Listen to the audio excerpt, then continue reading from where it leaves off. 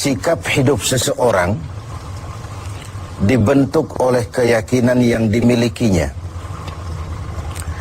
Sebagai muslim, keyakinan kita berpatri pada dua kalimat syahadat. Asyhadu an la ilaha illallah wa asyhadu anna Muhammadar Rasulullah. Kalimat ini membentuk perilaku kehidupan. Itulah ikrar yang kita ucapkan. Artinya, pada saat kita berkata asyhadu an la ilaha illallah, saya bersaksi tidak ada Tuhan selain Allah, kita sudah melaksanakan sebuah ikrar. Kalau saya yakin tidak ada Tuhan selain Allah, itu berarti saya tidak akan pernah takut kecuali hanya kepada Allah. Saya tidak akan pernah menggantungkan hidup kecuali hanya kepada Allah. Saya tidak akan melarikan persoalan kecuali hanya kepada Allah. Saya tidak akan minta tolong kecuali hanya kepada Allah. Saya tidak akan minta rezeki kecuali hanya kepada Allah. Berurat dan berakar itu di dalam hati, membentuk kepribadian dan mewarnai seluruh langkah kehidupan kita.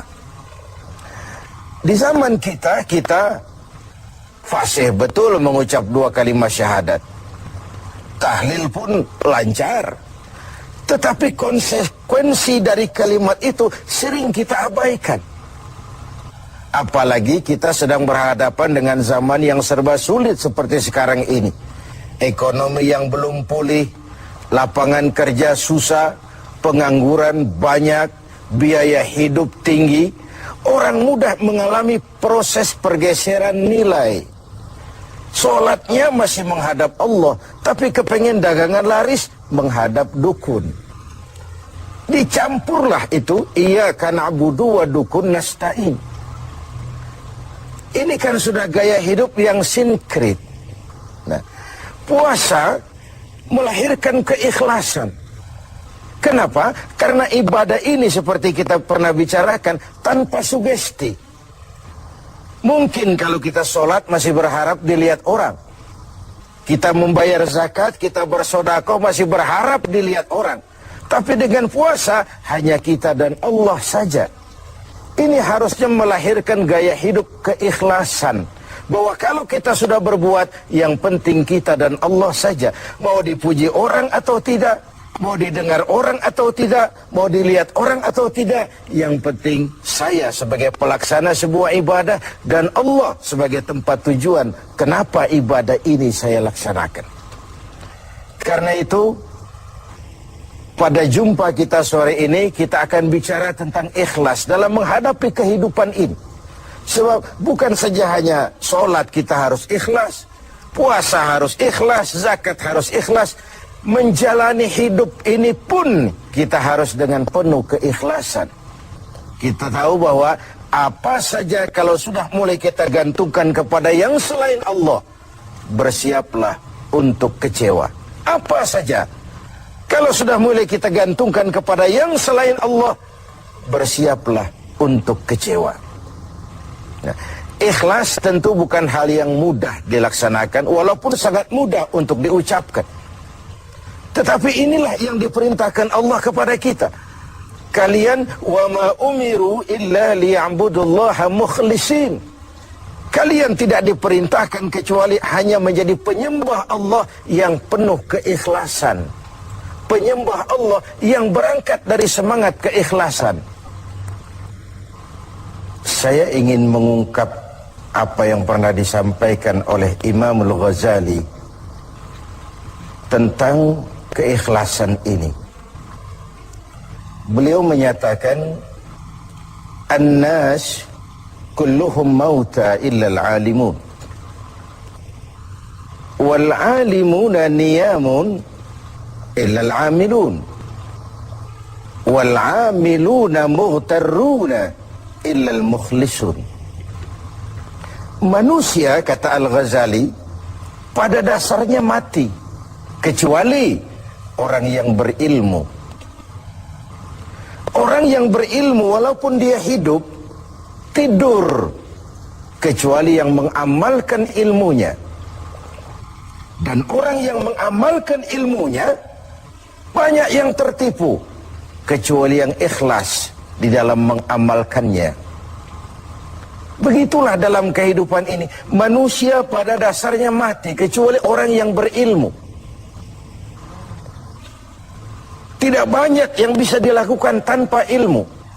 Ilmulah yang membuat manusia itu hidup, bergerak, berbuat, berkembang, tumbuh menjadi lebih maju. Ilmu dalam sebuah ungkapan lama membuat hidup jadi mudah. Seni membuat hidup jadi indah. Dan agama membuat hidup jadi terarah. Dengan ilmu hidup jadi mudah. Apa yang hari ini terjadi di benua lain, hari ini juga kita tahu dari kamar kita. Dari kamar kita bahkan kita bisa ngobrol ke luar negeri. Itu kemudahan yang terjadi karena faktor ilmu. Dahulu tahun 50-an, orang kita kalau pergi haji ke Mekah 6 bulan. Kita sudah lupa dia baru pulang 6 bulan. Yang ada cuma kapal laut, sementara Mekah Madinah unta. Sekarang orang berhaji cukup 1 bulan. Kemajuan ilmu yang menciptakan Boeing memotong waktu 5 bulan. Ruang dan waktu sudah bukan masalah. Manusia mati kecuali yang berilmu. Orang yang berilmu walaupun dia hidup, tidur kecuali yang mengamalkan ilmunya itu. Nah, orang yang mengamalkan ilmunya banyak yang tertipu. Merasa sudah banyak karyanya, sudah banyak ibadahnya, sudah banyak kebaikannya. Mereka banyak yang tertipu, illal mukhlisun, kecuali yang ikhlas di dalam mengamalkan ilmunya itu. Ikhlas itu, itulah roh dari amal yang kita kerjakan. Amal tanpa ikhlas, jasad tanpa roh, mati nilai amal kita. Nah, dan iblis itu luar biasa. Sehingga Nabi katakan, iblis masuk ke tubuhmu, menggodamu melalui saluran darahmu. Persempit jalan masuk iblis ke tubuhmu. Sahabat bertanya, dengan apa ya Rasul? Dengan zikir dan lapar. Saya ingin mengulangi hadis ini. Iblis masuk ke tubuhmu, menggodamu melalui saluran darahmu. Persempit saluran masuk iblis ke tubuhmu. Dengan apa ya Rasul? Dengan zikir dan dengan lapar. Jadi ketika kita melaksanakan ibadah puasa ini, kita mempersempit ruang gerak iblis. Itu makna bahwa kalau datang Ramadan, diikat setan dan iblis itu. Siapa yang mengikat? Ya kita sendiri. Dengan apa? Dengan ibadah puasa. Kita ikat dia, tidak berkutik, memperturutkan hawa nafsu sebagai kendaraan utama si iblis tadi. Jadi kembali kepada soalnya, keikhlasan. Itulah nilai dari amal kita. Nah, iblis datang kepada setiap orang dengan bendera yang tidak sama. Iblis datang kepada orang kaya dengan bawa bendera bakhil. Iblis datang kepada penguasa dengan membawa bendera kezaliman. Iblis datang kepada para kiai dengan membawa bendera hasud, iri hati, dengki. Iblis datang kepada orang kaya dengan membawa bendera pelit, bin bakhil alias kikir. Strateginya berbeda, bergantung kepada yang didatanginya. Nah, kalau itu tidak terkena, ditanamkannya lah perasaan bangga. Amalmu sudah banyak, kebaikanmu sudah banyak. Dihilangkanlah keikhlasan kita. Karena itu hadirin dan pemirsa, saya ingin menyampaikan sebuah potret tentang ikhlas ini. Dulu ada cerita, kiai punya santri 2 orang. Satu namanya si Ali, satu namanya si Umar. Satu hari si Ali pergi ke kebun, nyabut singkong. Singkong tercabut, Ali melihat, ini singkong bagus sekali. Kalau dihadiahkan kepada Pak Kiai, senang hati beliau, tabarukan, cari berkah. Berangkat ke rumah Kiai bawa singkong. Sampai di rumah Kiai, Assalamualaikum Pak Kiai. Waalaikumsalam. Ada apa? Dari kebun Pak Kiai, saya jabut singkong, bagus sekali, saya ingat sama Kiai. Doakan saya Kiai. Oh, bawa masuk ke dapur, Li. Ali masuk ke dapur, taruh singkong. Kiai bilang sama istrinya, Bu, Ali ini jauh-jauh datang kemari, hadiahkan kita singkong ini. Pulang kita kasih apa dia? Kata istrinya, Kiai bang, ada seekor kambing di belakang, hadiah pengusaha temporary sama kita. Daripada di sini ada yang merawat, kan lebih baik dikasihkan si Ali. Siapa tahu dia pelihara berkembang biak jadi banyak nantinya. Jadilah itu. Ali permisi mau pulang, kata Kiai, Li, saya hadiahkan kau seekor kambing. Peliharalah, mudah-mudahan membawa berkah. Terima kasih Pak Yai. Pulanglah Ali dengan kambing seekor ini. Di jalan pulang ketemu temannya si Umar. Dari mana kau, Li? Dari rumah Kiai, Mar. Itu kambing dikasih sama Kiai. Kenapa kamu dikasih kambing? Enggak tahu, saya datang cuman bawa singkong ke rumah Kiai, pulang dikasih kambing. Si Umar nih otak dagangnya jalan. Kalau Ali saja bawa singkong dikasih kambing, bagaimana kalau saya bawa duren? Jadi mampirlah si Umar ke pasar beli duren 3 buah. Dibawalah ke rumah Kiai. Kiai, assalamualaikum. Ada apa, Mar? Duren Kiai, ikhlas karena Allah, ikhlas. Kiai, silakan. Oh, bawa masuk ke dapur, Mar. Umar taruh singkong taruh duren di dapur. Kiai bilang lagi sama istrinya, Bu, Umar ini datang bawa duren lebih banyak dari yang dibawa si Ali. Kita kasih apa dia pulang? Kata istrinya Kiai, abang nih kambing seekor pun sudah dikasih Ali, bang. Sudah nggak ada apa-apa lagi di rumah. Gitu ya? Iya. Jadi macam mana?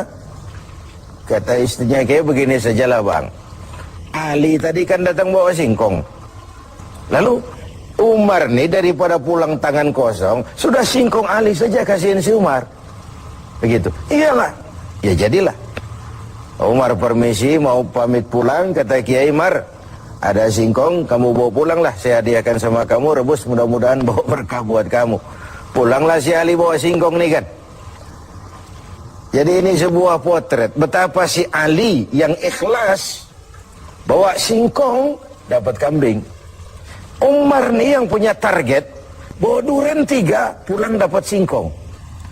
Nah, jadi ini sebuah cerita bahwa apa saja kalau sudah kita mulai bukan karena Allah, bersiaplah untuk kecewa. Itu dulu, barangkali adik-adik ada yang akan mengajukan pertanyaan. Silakan. Assalamualaikum warahmatullahi wabarakatuh. Salam. Kiai, ada yang saya tanyakan berkenaan dengan ikhlas. Pertanyaannya, bagaimana contoh orang yang ikhlas dalam berbuat? Ya. Contoh orang yang ikhlas dalam berbuat. Saya ingin menyampaikan sebuah cerita saja, tapi agak vulgar, tapi ini agak mendekati ya. Orang yang ikhlas dalam berbuat itu, mohon maaf, barangkali agak mirip-mirip orang yang buang air besar.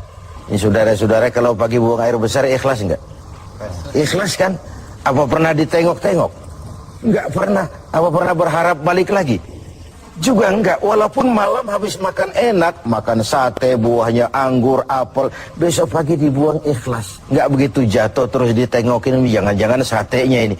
Enggak, sudah ikhlas, kurelakan di kau pergi. Begitu kira-kira contoh orang yang ikhlas dalam berbuat. Ini maaf ya, contohnya agak vulgar, tapi saya pikir itu yang agak mendekati. Kalau sudah berbuat ya sudah diikhlaskan saja, dilepas. Karena ikhlas itu kan artinya selamat, selamat dari noda, selamat dari kepentingan yang selain Allah, bersih dari kepentingan yang selain Allah. Nah itu yang kita inginkan dalam berbuat. Dan puasa sekali lagi melatih kita untuk menerapkan sikap-sikap ikhlas. Kan kalau sudah kita puasa, yang tahu cuma kita dan Allah saja. Bukan karena ingin dipuji orang, bukan karena ingin disanjung orang, tapi karena melaksanakan perintah Allah berdasarkan